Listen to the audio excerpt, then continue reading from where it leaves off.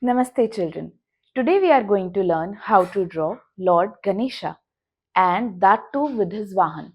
So anyone, can you tell me what Lord Ganesha's Vahan is? Yes, you guessed it right. It's a Musak. It's a large Indian bandicoot rat. So I hope you guys are ready with your drawing sheets as we are about to begin.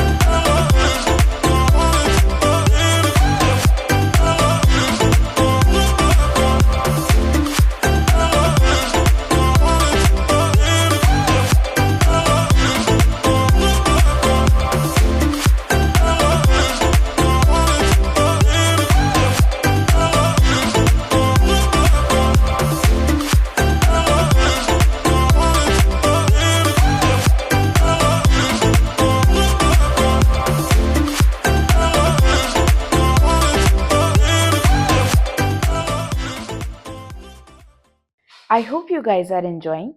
Keep drawing and keep practicing, and I'll see you in the next video.